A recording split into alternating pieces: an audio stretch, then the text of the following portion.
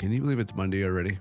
Yes, it is Monday, folks. Hey, I would say happy Monday, but I'm hoping in that case you had a great weekend. You're listening to Soapbox Daily, episode 139. I'm your host, Mad Morgan, and hey, thank you very much for tuning in today. How are you doing today? How was your weekend? Did you have a good weekend? I know my weekend just came and went really quick, taking care of daddy duties and responsibilities and all that fun stuff. Yeah, some of you maybe some of you can relate out there as to, the responsibilities of family. It's a full-time job. It is, but we do it because we love them, and that's why we're here. So let's get into today. How is your integrity? Did you have a good integrity weekend? Were you doing the right thing? Were you being the positive change the world needs, setting the example? Only you will know, onwards and upwards. But hey, here's a brand new week. Let's make it a great week. Let's be the best people we can be to make this world a better place. So today we're talking about the illusion of perception. That is our topic for today, the illusion of perception. And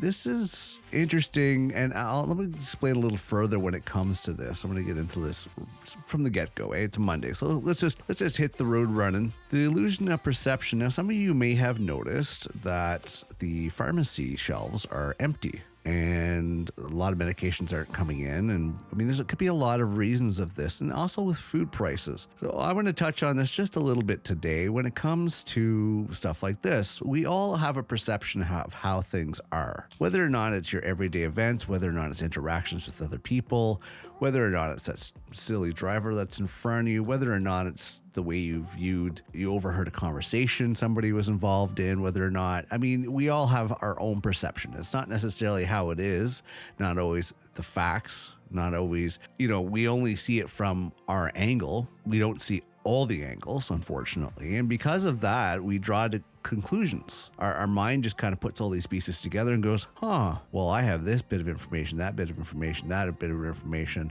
I'm just going to draw a conclusion, and this is the way it is. And what the problem with that is that because it's our own perception without gathering more information and more details from other sources, we've drawn our own conclusion. And if we collaborate with other people that have the same conclusion or have thought of it the same way for some reason, well, we become kind of a mob mentality. We enforce and encourage each other. We strengthen each other's whole mindset, although we're completely wrong.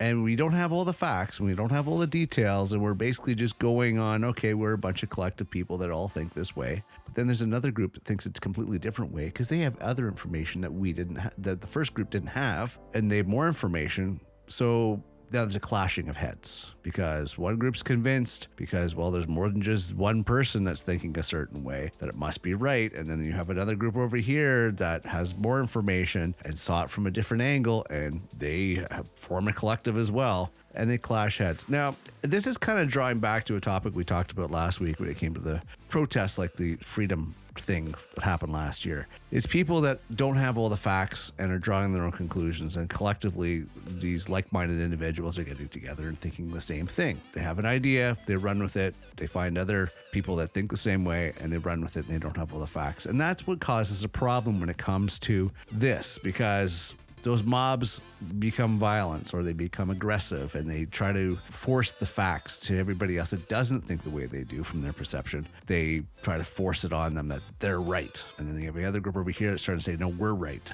Versus everybody sitting down and collectively going over all the facts and details and collecting all the evidence and going, well then, you have this bit of information, I have this bit of information, that's great. Okay, let's draw a better conclusion. Now we have all the details. Now we have all the pieces of the puzzle. Boom, here we go. Let's make a logical conclusion as to what was envisioned or what we see or what we think it is, okay?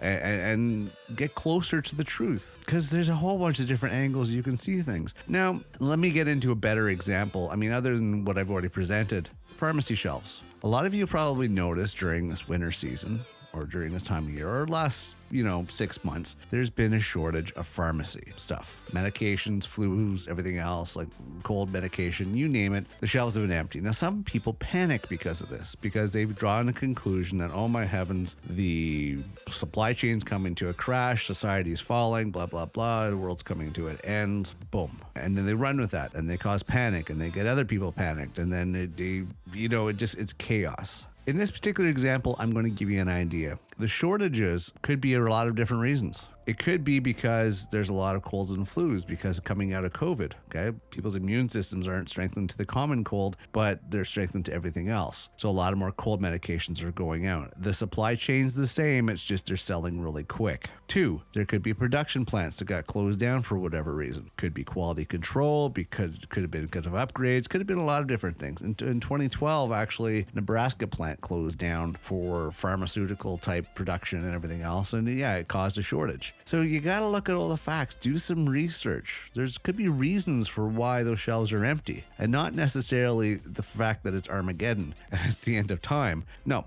look at your facts. Now, on another angle, look at food prices. Why are food prices so high? That could be because of the state of the world, could be because of the war going on in Ukraine, could be because the 1%ers are greedy and they want to up prices for whatever reason. We've all noticed that actually the prices have went up and the actual quantities have went down. I think that's personally greed. I don't necessarily think it's a matter of production or availability, but then again, that's my perception. So what's your perception? Before you freak out, look at all the facts, look at all the details, and get more data, more information before you give heed to your illusions of your perception of what you think is going on. Get more details. That's all I'm going to say. Get the facts, and don't just be committed to one concept and one idea. Consider other possibilities. Be the optimist versus the pessimist. All right. So that's how I wanted to address this today on this Monday, because it was I was thinking about it too, and I figure a few of you might have been thinking about it, so I want to throw that out there. Hey,